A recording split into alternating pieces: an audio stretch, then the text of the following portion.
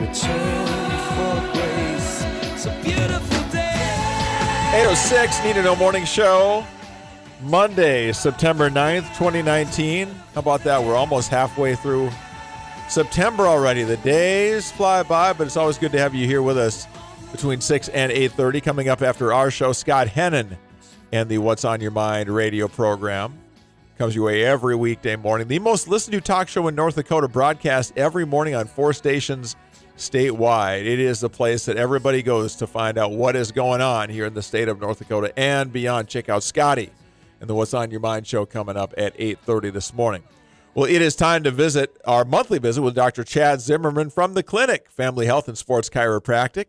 And we're glad to have Dr. Chad in studio today. If you've got a question for us, 701-271-1100, or you can email us, studio@flagfamily.com. If you got a question about some nagging pain or something going on with you, we would love to hear from you. And Dr. Chad, think about some free medical advice. Hey, Doc, it hurts when I do this. Yeah. I mean, what could be better than that? Yeah, don't do that. Don't do that. There you go. Stop doing that, yeah. So like with your kids. Stop doing that That was back an old there. joke. Yes. Yeah. All right, Chad Zimmerman, thanks for coming in today. Good to see you as always, good sir. Great to be here. As By always. the way, I've got to give you a tip of the cap. You reminded me of a great a video or audio recording by the great Paul Harvey that we went back and took a look at and played on the air. So thanks for that. Yeah, That you was, betcha. That's a phenomenal recording. Yeah. Almost prophetic. Freedom to Chains. Yes, that was some good yeah. stuff. Chad and I were having That was a great one. at one of the patio parties a couple of weeks back. We were talking about stuff, and Chad says, have you heard that? And I said, I think I have, but it's been forever. Went back and listened to it, and we said it's like we should almost play that as like the national anthem to start our broadcast day. It should almost be a daily thing to remind us of the common sense that we've seemed to lost our way with here in our country. But anyway, that's neither here nor there as far as we're talking about pain. So lingering pain, and you tell us, Chad, the number one reason for lost quality of life for people over 60 is back pain. Tell us a little bit about that, what we should be looking for here. That's absolutely right. It's quality of life means being able to do the things that you want to do. And the number one reason we lose that has to do with back pain, which comes about mostly mechanically. So things kind of stop moving the way they're supposed to as we change as we get older. And we don't recognize this very early with people. As a result, damage starts to happen. And for a lot of people, the pain lingers. It keeps coming back in the same area over and over again. And a lot of times they tell themselves that they're just getting older. And that's not true. I have clients that are in their 90s that function very well and feel very well and are very active. And I have people in their 30s that can barely function at all. And so age really isn't it. It has to do with the changes our bodies undergo doing the things that we do every day. What's the biggest mistake we make in aging and things that lead to the aches and pains? What do you think it might be? Personally, I think it has to do with how we're dealing with it. What we're conditioned to do in this country is to take a pain reliever every time we hurt.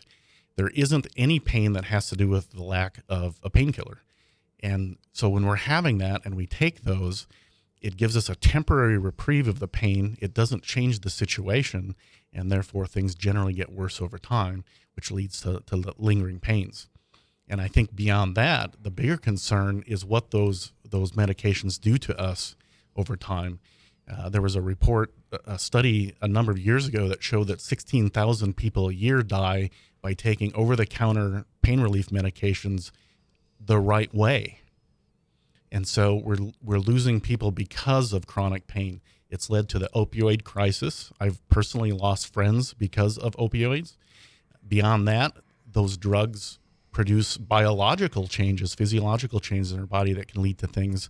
And there was a study a few years ago where they looked at a few thousand people, as I recall, and they were looking for correlations to dementia and Alzheimer's. And with 30 years of medical records, the only correlation they could find was that people that took a single dose of non-steroidal anti-inflammatory drugs 4 to 5 days a week over a 2-year period had a 66% increased risk of dementia and a 57% increased risk of Alzheimer's.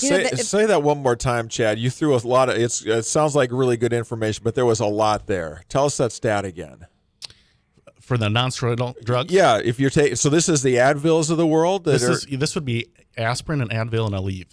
Yep. And so people that took 4 to 5 doses a week over a 2-year period had a 66% increased risk of dementia and a 57% increased risk of Alzheimer's. Now, people think these Yikes. drugs are safe, though, because they're over the counter. A lot of times people pop several of them a day. Is there even a warning label on it that people, or just real tiny print or all something? medications have warning labels, but few people actually read them. So, Yeah. So there's some connection there, possibly or likely, between taking too much Advil and dementia and Alzheimer's.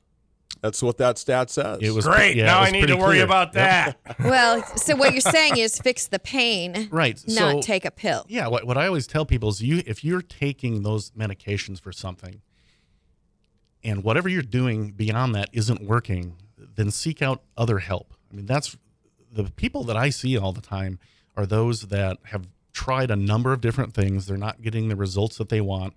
And so they come in, they're looking for different kinds of solutions. And that's the fun part of what we do because we're very diverse with what we do. We don't just adjust people. We also address soft tissue problems. We provide people with very specific home exercise and rehabilitation programs so that we can change the mechanical issues that are taking place that are leading to the chronic issues. When we get tight muscles, many of us will go to a place to get a massage, or we'll work it out. We'll rub our back of our shoulder and try to work something out. Can you do the same thing for joints? Can you massage or work joints to make them a little more limber? Absolutely, you can. There's a number of different techniques that we use, from tools to our hands to mobilizations to specific stretches that can affect the mobility of joints. And once you get joints, even bad joints, I've had patients that are told they're bone on bone. They can barely go up and down stairs anymore because of their knees. And when you improve the flexibility in those areas, you stop rubbing in the same spot over and over again. And a lot of times those pains go away and you can add years to those aching joints. You do a lot with athletes, sports medicine, that kind of thing over there. I've got a question for you. So I run a lot. I'm at this spot in marathon training now where I'm at, 40 miles a week, something like that. And I've noticed over the last couple of years that on like the top of my kneecap, if I extend that leg full, I'll hear a little click and I'll feel a snap.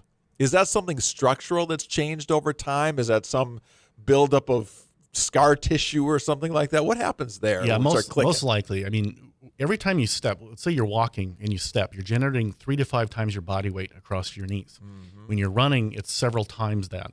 The tissues that hold your knee together have to remodel themselves in order to handle those repetitive impact stresses. And so those tissues tighten and they thicken. If your mechanics are a little bit off, say you have flat feet or things like that, it causes a rotation to the knee. You're going to develop that scarring on one side versus the other. And a lot of times it'll pull the kneecap over and it'll start rubbing and it'll do damage underneath it to the cartilage. It'll also likely lead to tears in the front of the knee, which a lot of people just call it runner's knee. Yep. Okay, well, on that bright note, I've got It's future in a wheelchair. It's a ridiculously easily treatable type of a thing. Yeah, but it's something you got to do. You got to get on it. You got to start working on it. And Otherwise, they just get worse. Yep. Do you have a success story about someone that came in to see you for back pain or something like that you were able to treat and help them out? Well, there's a couple that come to my mind. I had somebody a few months ago named Sandy, and she's in her 50s and she's having horrible back pain to the point where her husband was actually helping her put her shoes on every morning. She couldn't hardly bend. And we have some special tools at the office. We have a machine called a decompression machine, which is really what she needed. Her discs were starting to go bad in her back. And with one treatment, she came in the next day. It was like talking to a different person, but she could bend and put her own shoes on. No kidding, after one time. After one treatment, yep. And most recently, I had a young man who was 15. He's an athlete, a cross-country athlete, and he'd been having hip pain and tightness specifically for the last 3.5 years.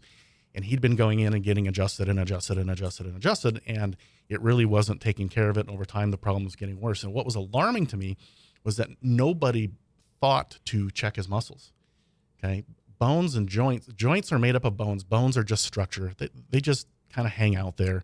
And what tugs against them are all the muscles. And so we did a good assessment with the muscles. And the first thing that stood out was how ropey he was on his right side. And what we found out was that when he was... What do you mean by ropey? Ropey means tightness in the muscles. So what happened with him is he was a basketball player, and he was right-handed. He always went to his right.